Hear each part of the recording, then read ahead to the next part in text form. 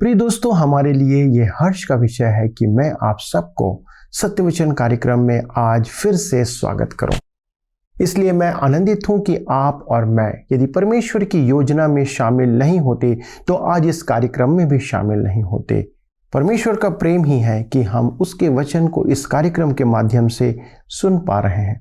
पौलुस रोमियो की पत्री 10वां अध्याय 17वें पद में कहता है कि विश्वास सुनने से और सुनना मसीह के वचन से होता है। जितना अधिक हम परमेश्वर के वचन को सुनेंगे और अध्ययन करेंगे, हमारा भरोसा उतना अधिक उस पर होता चला जाएगा। इसलिए सत्यवचन कार्यक्रम के माध्यम से हम आपको परमेश्वर पर भरोसा रखने के लिए उत्साहित करते हैं। दोस्तों, आज हम पौलुस को देखेंगे कि वह परमेश्वर पर विश्वास के कारण संकट के समय में विवेक और बुद्धि से चलता है, जो परमेश्वर पर विश्वास करने के कारण उसके जीवन में आया। परमेश्वर हमें भी ऐसे वरदानों से परिपूर्ण करना चाहता है। तो आइए आज के अध्ययन में हम आगे बढ़ें और जानें कि परमेश्वर पर विश्वास कैसे एक निर्भय जीवन को हमें प्रदान करता है और आप भी ऐसे ही निर्भीकता का जीवन जी सकते हैं। आइए अपने अध्ययन में आगे बढ़ें। मित्रों, पिछले अध्ययन में हमने देखा कि पौलुस का इतिहास प्रतिष्ठा से परिपूर्ण था। तरसुस उस युग का यूनानी शिक्षा का केंद्र था। पौलुस के समय सबसे बड़ा विश्वविद्यालय एथेंस या कुरिन्थ में नहीं, परंतु तरसुस में था। चाहे एथेंस और कुरिन्थ कैसी ऊंचाइयों पर रहे हों, तरसुस एक समृद्ध यूनानी नगर एवं शिक्षा केंद्र था। निस्संदेह पौलुस ने उस विश्वविद्यालय में शिक्षा प्राप्त की थी और उसकी पृष्ठभूमि यूनानी संस्कृति की थी। अब हम देखेंगे प्रेरितों के काम 22 अध्याय उसके 4 पद। यहाँ पर लिखा हुआ है, मैंने पुरुष और स्त्री दोनों को बांध बांध कर और बंदीगृह में डाल डाल कर इस पंथ को यहाँ तक सताया कि उन्हें मरवा भी डाला। ध्यान दीजिए कि पौलुस कलीसिया था, विश्वासी था। मसीह के अनुयायी कहने की अपेक्षा विश्वासियों के समूह को पंथ कहता है। वह उसी शब्दावली को काम में ले रहा है जिसे वे समझते हैं, और पौलुस तो समझता ही था। मेरे विचार में आज भी पंथ कहना उचित ही होगा। यह पंथ क्या है? मार्ग, सत्य और जीवन। यह मसीह यीशु का व्यक्तित्व है। वह उनसे कह रहा है, मेरी पृष्ठभूमि भी आपकी सी ही है। मैंने इस पंथ को सताया है। मैं आपके मनोभाव समझता हूँ। मैंने भी ऐसा ही किया था। अब आगे हम पढ़ते हैं प्रेरितों के काम 22 अध्याय उसके 5 से 7 पद में। इस बात के लिए महायाजक और सब पुरनिये गवाह हैं कि उनसे मैं भाइयों के नाम पर चिट्ठियां लेकर दमिश्क को चला जा रहा था कि जो वहां हों उन्हें भी दंड दिलाने के लिए बांधकर यरूशलेम लाऊं। जब मैं चलते चलते दमिश्क के निकट पहुंचा तो ऐसा हुआ कि दोपहर के लगभग एक बड़ी ज्योति आकाश से मेरे चारों ओर चमकी और मैं भूमि पर गिर पड़ा और यह शब्द सुना, हे शाऊल, तू मुझे क्यों सताता है? पौलुस उन्हें अपना अनुभव सुना रहा था। तब हम प्रेरितों के काम 22 अध्याय उसके 8 पद में आगे पढ़ते हैं। मैंने उत्तर दिया, हे प्रभु, तू कौन है? उसने मुझसे कहा, मैं यीशु नासरी हूँ जिसे तू सताता है। मेरे विचार में तो वहां ऐसी शांति छा गई थी कि पिन भी गिरती तो सुनाई देता। प्रेरितों के काम 22 अध्याय के 9 पद में आगे हम पढ़ते हैं, मेरे साथियों ने ज्योति तो देखी, परंतु जो मुझसे बोलता था उसका शब्द न सुना। यहाँ मैं चाहता हूँ कि हम पौलुस के मन परिवर्तन का संदर्भ देखें। प्रेरितों के काम 9 अध्याय उसके 7 पद में जो मनुष्य उसके साथ थे वे अवाक रह गए, क्योंकि शब्द तो सुनते थे परंतु किसी को देखते न थे। पौलुस यहाँ कहता है, मेरे साथियों ने ज्योति तो देखी परंतु जो मुझसे बोलता था उसका शब्द न सुना। यह अंतर आलोचकों के लिए आलोचना का विषय था। यथार्थ में देखा जाए तो अंतर कुछ भी नहीं है। पौलुस के साथियों ने शब्द तो सुना परंतु वे समझे नहीं कि वह वाणी क्या कहती थी, न ही वे समझ पाए कि वह वाणी किसकी थी। उन्होंने केवल शब्द सुना। प्रेरितों के काम 22 अध्याय उसके 10 से 15 पद में आगे लिखा है, तब मैंने कहा, हे प्रभु, मैं क्या करूं? प्रभु ने मुझसे कहा, उठकर दमिश्क में जा और जो कुछ तेरे करने के लिए ठहराया गया है वहां तुझसे सब बता दिया जाएगा। जब उस ज्योति के तेज के मारे मुझे कुछ दिखाई न दिया तो मैं अपने साथियों के हाथ पकड़े हुए दमिश्क में आया। तब हनन्याह नामक व्यवस्था के अनुसार एक भक्त मनुष्य जो वहां रहने वाले सब यहूदियों में सुनाम था मेरे पास आया और खड़े होकर मुझसे कहा, हे भाई शाऊल, फिर देखने लग। उसी घड़ी मेरे नेत्र खुल गए और मैंने उसे देखा। तब उसने कहा, हमारे बाप दादों के परमेश्वर ने तुझे इसलिए ठहराया है कि तू उसकी इच्छा को जाने और उस धर्मी को देखे और उसके मुंह से बातें सुने, क्योंकि तू उसकी ओर से सब मनुष्यों के सामने उन बातों का गवाह होगा जो तूने देखी और सुनी है। यहाँ ध्यान दीजिए कि प्रभु यीशु के साथ पौलुस का यह साक्षात्कार व्यक्तिगत था। मेरे विचार में जब वह अरब के रेगिस्तान में था तब प्रभु यीशु उससे बात करता था और उसे सिखाता था। प्रेरितों के काम 22 अध्याय उसके 16 से 20 में हम आगे पढ़ते हैं। अब क्यों देर करता है? उठ, बपतिस्मा ले और उसका नाम लेकर अपने पापों को धो डाल। जब मैं फिर यरूशलेम में आकर मंदिर में प्रार्थना कर रहा था तो बेसुध हो गया और उसको देखा कि वह मुझसे कहता है, जल्दी करके यरूशलेम से झट निकल जा, क्योंकि वे मेरे विषय में तेरी गवाही ना मानेंगे। मैंने कहा, हे प्रभु, वे तो आप जानते हैं कि मैं तुझ पर विश्वास करने वालों को बंदीगृह में डालता और जगह जगह आराधनालय में पिटवाता था। जब तेरे गवाह स्तेफनुस का लहू बहाया जा रहा था तब मैं भी वहां खड़ा था और इस बात में सहमत था और उसके घातकों के कपड़ों की रखवाली करता था। पौलुस भूला नहीं था कि वह स्तेफनुस के पत्थरवाह में सहभागी ही नहीं, व्यवस्थापक भी था। उसकी अमिट छाप उसके मस्तिष्क पर पड़ गई थी और उसे मन परिवर्तन के लिए तैयार भी किया। प्रेरितों के काम 22 अध्याय उसके 21 और 22 पद में लिखा है, और उसने मुझसे कहा, चला जा, क्योंकि मैं तुझे अन्य जातियों के पास दूर दूर भेजूंगा। वे इस बात तक उसकी सुनते रहे। तब ऊंचे शब्द से चिल्लाए, ऐसे मनुष्य का अंत करो, उसका जीवित रहना उचित नहीं। पौलुस अन्य जातियों का उल्लेख करता है क्योंकि वह उनमें मसीह का प्रचार कर रहा था। यहूदी इस बात को जानते थे। यह फ्यूज उड़ा देने के समान था। बस अब वे उसकी बात नहीं सुनेंगे। प्रेरितों के काम 22 अध्याय के 23 और 24 पद में आगे लिखा है, जब वे चिल्लाते और कपड़े फेंकते और आकाश में धूल उड़ाते थे तो पलटन के सरदार ने कहा, इसे गढ़ में ले जाओ और कोड़े मारकर जांचो कि मैं जानूं कि लोग किस कारण उसके विरोध में ऐसा चिल्ला रहे हैं। जब पौलुस भीड़ से इब्रानी में बात कर रहा था तब सेना के सरदार के कुछ समझ में नहीं आ रहा था कि वहां क्या हो रहा है और समस्या क्या है। अतः जब उसने भीड़ को क्रोधित देखा तो पौलुस को गढ़ में ले गया। उसने सोचा कि पौलुस बंदी तो बनाया ही जा चुका है, अतः उसे कोड़े मारकर सच उगलवा लेगा। प्रेरितों के काम 22 अध्याय के 25 में लिखा है, जब उन्होंने उसे तस्मों से बांधा तो पौलुस ने उस सूबेदार से जो पास खड़ा था कहा, क्या यह उचित है कि तुम एक रोमी मनुष्य को और वह भी बिना दोषी ठहराए हुए कोड़े मारो? पौलुस अपनी रोमी नागरिकता की दुहाई देता है। पौलुस को अब तक गलत ही समझा जा रहा है। यहूदी सोच रहे थे कि वह त्रोफिमुस को मंदिर में लाया, जबकि उसने ऐसा नहीं किया था। सेना का सरदार सोचता है कि वह विद्रोहियों का कोई मिस्री नेता है। अतः अब देखें कि वह कौन है। वह एक इब्रानी है जो धारा प्रवाह यूनानी बोल सकता है। वह एक रोमी नागरिक भी है। अतः वह कोड़े की मार से बचने के लिए अपनी रोमी नागरिकता प्रकट करता है। अब हम प्रेरितों के काम 22 अध्याय उसके 26 से 28 में आगे पढ़ते हैं।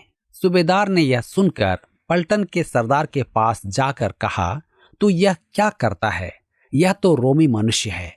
तब पलटन के सरदार ने उसके पास आकर कहा, मुझे बता, क्या तू रोमी है? उसने कहा, हाँ। यह सुनकर पलटन के सरदार ने कहा, मैंने रोमी होने का पद बहुत रुपए देकर पाया है। पौलुस ने कहा, मैं तो जन्म से रोमी हूं। सेना का सरदार कभी दास था। उसने किसी का पैसा इकट्ठा करके अपनी स्वतंत्रता खरीदी थी। अब वह सेना में पदोन्नति पाकर सरदार बन गया था। अतः वह एक स्वतंत्र जन्मजात रोमी नागरिक को बंदी बनाकर अचंभित था। प्रेरितों के काम 22 अध्याय उसके 29 और 30 पद में हम पढ़ते हैं, तब जो लोग उसे जांचने पर थे वे तुरंत उसके पास से हट गए, और पलटन का सरदार भी यह जानकर कि यह रोमी है और मैंने उसे बांधा है, डर गया।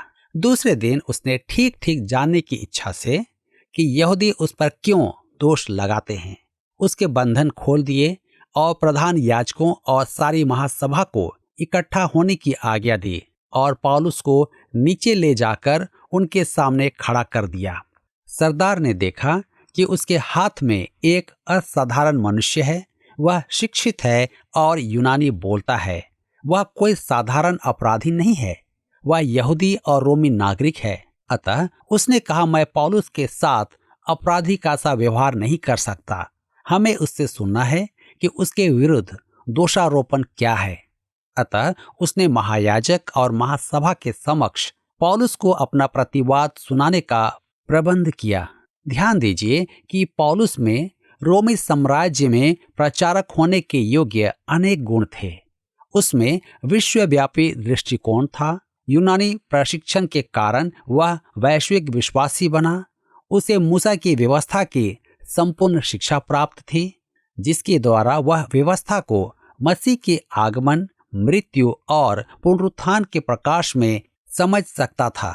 उसकी रोमी नागरिकता उसके लिए कोई लाभ की बात नहीं थी। उसी कारण वह रोम जाने में सफल हुआ था। हम देख रहे थे कि यरूशलेम में आने वाले संकटों को जानने के पश्चात भी पौलुस यरूशलेम गया।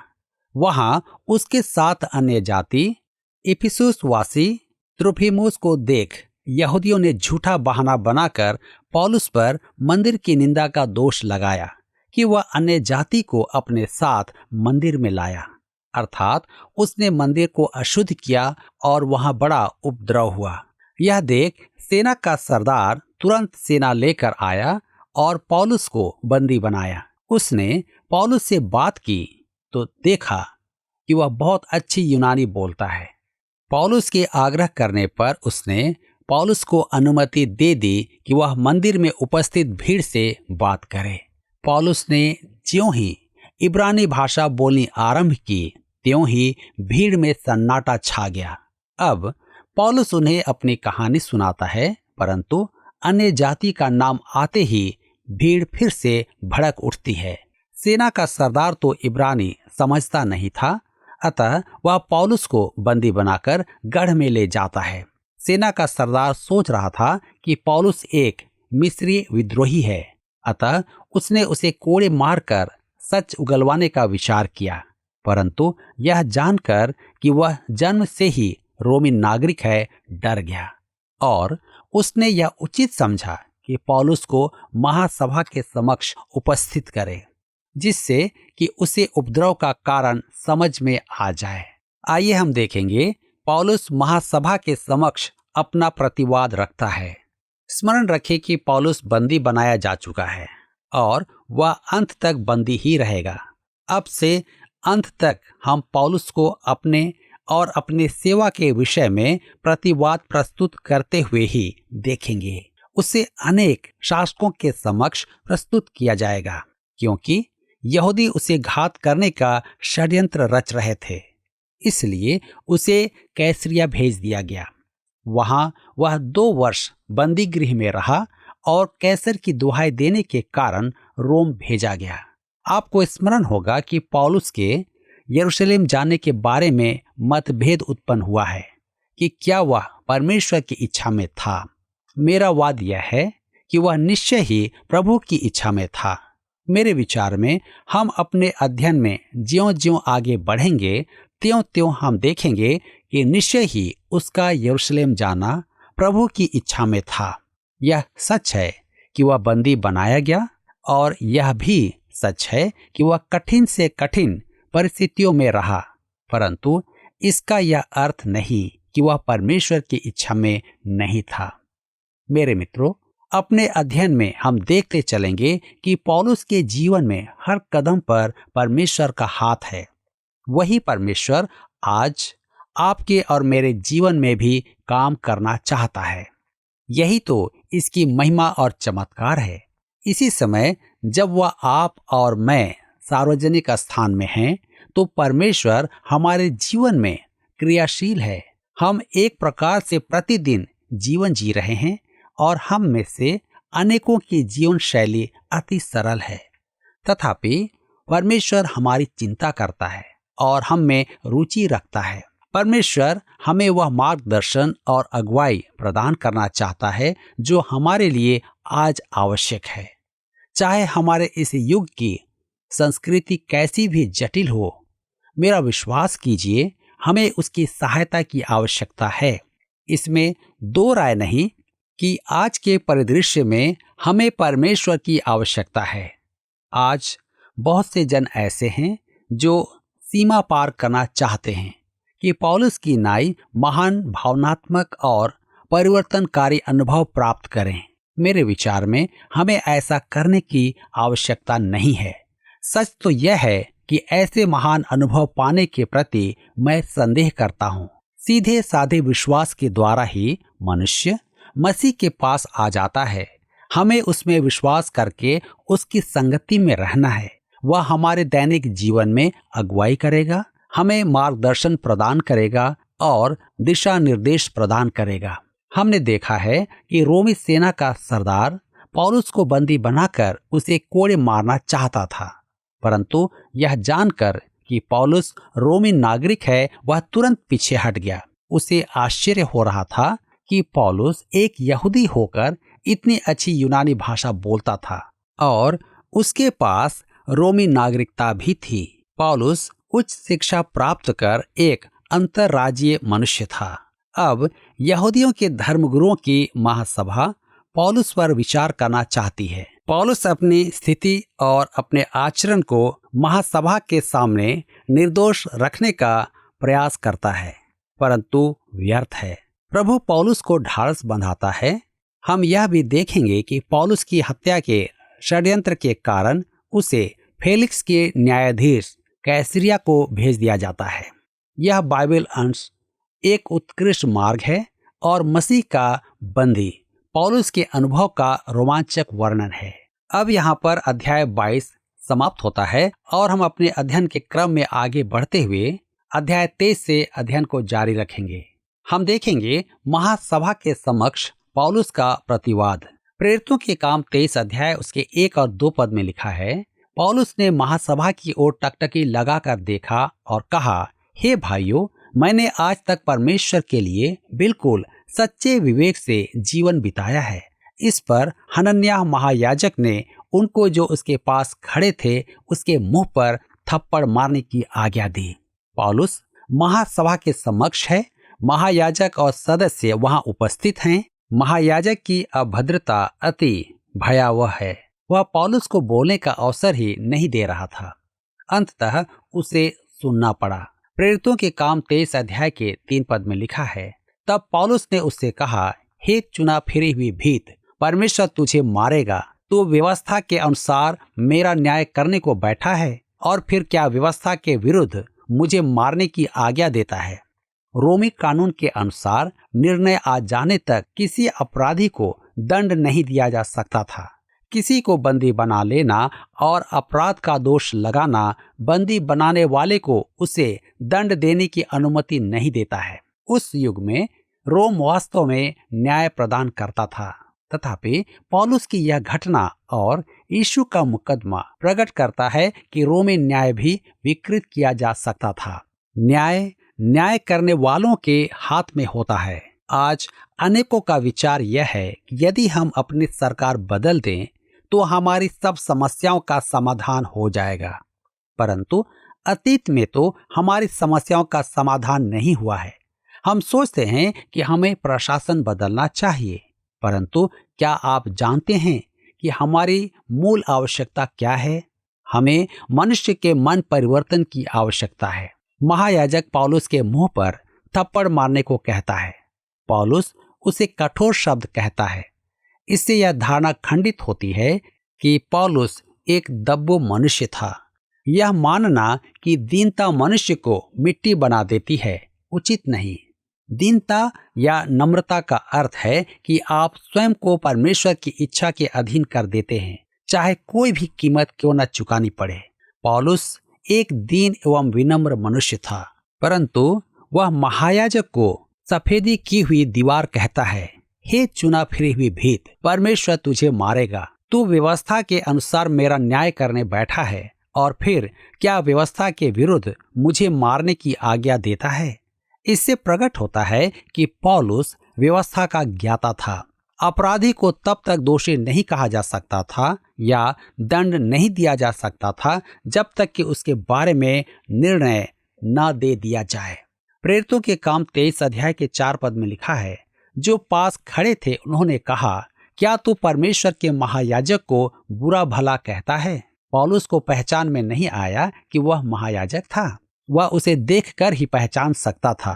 मन परिवर्तन से पूर्व वह एक फरीसी था। यह एक और प्रमाण है कि पौलुस की आंखों में समस्या थी और ठीक से देख नहीं पाता था। पौलुस की पत्रियों में हम देखते हैं कि वहां उसकी दृष्टि के साथ समस्या के उल्लेख हैं। प्रेरितों के काम 23 अध्याय के 5 पद में लिखा है, पौलुस ने कहा, हे भाइयों, मैं नहीं जानता था कि यह महायाजक है, क्योंकि लिखा है, अपने लोगों के प्रधान को बुरा न कह। पौलुस व्यवस्था का ज्ञाता था। वह व्यवस्था की छोटी छोटी बात जानता था। वह जानता था कि व्यवस्था में शासकों का आदर करने की आज्ञा दी गई थी। यह और एक बात है जो हम आज भूल चुके हैं। मेरा अपना विचार यह है कि हमारे नेताओं का कार्टून नहीं बनाया जाना चाहिए। हमें उनके पद का सम्मान करना चाहिए। हमें अपने अधिकारियों का सम्मान करना चाहिए। रोमियो की पत्री 13 अध्याय के 7 पद में पौलुस लिखता है, इसलिए हर एक का हक चुकाया करो। जिसे कर चाहिए उसे कर दो, जिसे महसूल चाहिए उसे महसूल दो, जिससे डरना चाहिए उससे डरो, जिसका आदर करना चाहिए उसका आदर करो। यह बड़ी रोचक बात है कि उसने यह तब लिखा था जब नीरो रोम के सिंहासन पर बैठा था। नीरो एक पागल मनुष्य था। प्रेरितों के काम 23 अध्याय उसके 6 पद में लिखा हुआ है, तब पौलुस ने यह जानकर कि एक दल सदुकियों और दूसरा दल फरीसियों का है, सभा में पुकार कर कहा, हे भाइयों, मैं फरीसी और फरीसियों के वंश का हूँ। मरे हों की आशा और पुनरुत्थान के विषय में मेरा मुकदमा हो रहा है। हमें पौलुस की पृष्ठभूमि की और अधिक जानकारी प्राप्त हो रही है। उसका पिता भी फरीसी था, वरन एक धनवान एवं प्रभावशाली मनुष्य। पौलुस अपने प्रतिवाद को स्थापित करने के लिए 2 दलों में मतभेद उत्पन्न कर देता है। यहाँ मुख्य विषय मसीह यीशु का पुनरुत्थान नहीं था। यहाँ बात यह थी कि फरीसी मृतकों के पुनरुत्थान में विश्वास करते थे और उनकी आशा यही थी। सदुकी इसे नहीं मानते थे। अतः पौलुस अपने अभियोग को थियोलॉजिकल वाद विवाद में बदल देता है, जिससे एक ओर रूढ़िवादी और दूसरी ओर स्वतंत्र विचारवादी थे। ऐसा समय पहले कभी नहीं आया था कि कोई इन दोनों समुदायों के एक दूसरे की जान का प्यासा बना दे। यहाँ पौलुस ने यही किया। प्रेरितों के काम 23 अध्याय उसके 7 से 9 पद में आगे लिखा है, जब उसने यह बात कही तो फरीसियों और सदुकियों में झगड़ा होने लगा और सभा में फूट पड़ गई, क्योंकि सदुकी तो यह कहते हैं कि न पुनरुत्थान है, न स्वर्गदूत और न आत्मा है, परंतु फरीसी इन सब को मानते हैं। तब बड़ा हल्ला मचा और कुछ शास्त्री जो फरीसियों के दल के थे उठ खड़े हुए और यह कहकर झगड़ने लगे, हम इस मनुष्य में कोई बुराई नहीं पाते, और यदि कोई आत्मा या स्वर्गदूत उससे बोला है तो फिर क्या। अब फरीसी पौलुस के पक्ष में हो गए। यह जानकर कि वह फरीसी था, वे उसको बचाने लगे।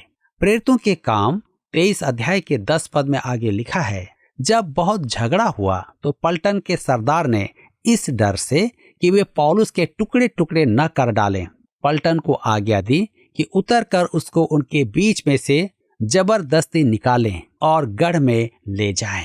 मूल भाषा यूनानी के अनुसार पहली बार डॉक्टर लूका बहुत झगड़ा अभिव्यक्ति काम में लेते हैं। उनकी भाषा रचना के अनुसार मेरा विचार यह है कि प्रेरितों की काम की पुस्तक में यह सबसे बुरा वाद विवाद था। पौलुस का जीवन ऐसे संकट में था कि सेना के सरदार को बीच में आकर पौलुस को उस क्रोधित महासभा में से निकालना पड़ा। मैंने गल्लियों का पक्ष लेते हुए कहा था कि प्रशासन को कलीसिया के विषयों में हस्तक्षेप नहीं करना चाहिए, परंतु यहाँ देखते हैं कि प्रशासन प्रेरित पौलुस की रक्षा करता है। यह निश्चय ही एक अच्छा काम है। यह फिर से सेना का सरदार पौलुस के विरुद्ध घृणा का कारण जाने बिना उसको बचाता है। क्या आपको यह कार्यक्रम पसंद आया? अभी हमें एक मिस कॉल करें और आप अगले विजेता हो सकते हैं।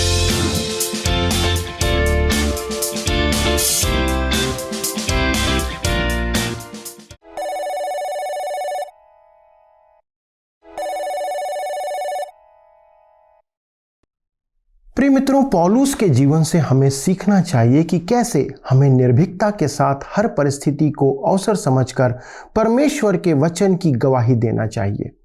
पौलुस मत्ती 10:28 में कहे गए यीशु के कथन को अनुभव से जानता था, जहां इस प्रकार लिखा है कि शरीर को जो घात करते हैं पर आत्मा को घात नहीं कर सकते, उनसे मत डरना, पर उसी से डरो जो आत्मा और शरीर दोनों को नरक में नाश कर सकता है। परमेश्वर की सच्चाई को बताना हर विश्वासी के लिए आवश्यक है। पौलुस ने वही बात बताया जो परमेश्वर ने उसके साथ की थी। इससे हम सीखते हैं कि हमें क्या कहना है। हमें सिर्फ वही कहना है जो परमेश्वर ने हमें प्रकट किया, और यही सुसमाचार है। याद रखें दोस्तों, वचन कहता है कि हमें इसकी चिंता नहीं करना है कि हमें क्या कहना है, वह हमें बता दिया जाएगा कि हमें क्या कहना है। परमेश्वर ने पौलुस को जो कहना था उसे कहने के लिए अगुवाई किया, और इसलिए वह रोमी शासक और यहूदी धर्म अगुओं के सामने निर्भीकता के साथ अपने जीवन की गवाही देता है। जब हम अपने विश्वास को इस रीति से प्रकट करते हैं तो परमेश्वर हमें बहुतों को उद्धार का सुसमाचार सुनाने के लिए तैयार करेगा, जो हम अगले अध्ययन में देखेंगे। आइए दोस्तों, प्रार्थना करें कि परमेश्वर हमें भी नई सामर्थ और बुद्धि से परिपूर्ण करे कि हम लोगों के बीच में ऐसी गवाही देने पाए। स्वर्गीय पिता, हम धन्यवाद देते हैं हमारे प्रभु यीशु क्रिस्ट के नाम से, जिसने हमें यह सामर्थ्य दिया कि हम अपनी गवाही लोगों के सामने रख सकें। पिता, ये हमारा जीवन है या आपके साथ हमारा अनुभव है जो हम लोगों को बता सकते हैं कि आपने कैसे हमारे जीवन में अद्भुत कार्य किए हैं। हमारे दर्शकों को सामर्थ्य दें, बुद्धि दें, समझ दें कि वे अपने जीवन की हर एक परिस्थितियों को, हर एक अवसरों को, चाहे वो दुख में हो या सुख में, उसे प्रभु यीशु की गवाही देने का अवसर के रूप में परिवर्तित करें।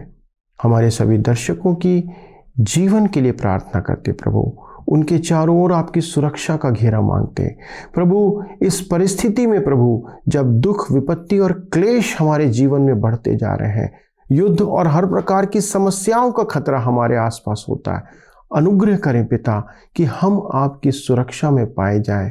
जब तक आपने जीवन दिया है, आपको महिमा देते रहें, और जिस दिन प्रभु इस जीवन से हम कूच करें, अनुग्रह करें कि आपके साथ हम मिलाए जाएं या आपके स्वर्गीय के स्थानों पर हम पहुंचने पाएं। ये हमारा विश्वास है कि प्रभु यीशु मसीह में आपने हमें स्वीकार किया है। इसलिए धन्यवाद के साथ इस विनती को यीशु के नाम से मांगते हैं, आमीन। मित्रों, आज का अध्ययन यदि आपके हृदय को छू गया तो हमें एक मिस कॉल करें। यदि आपके पास कोई प्रश्न और ऐसे ही प्रार्थना निवेदन है तो आप हमें SMS या फ़ोन के द्वारा संपर्क कर सकते हैं। परमेश्वर आप सबों को आशीष दे। धन्यवाद।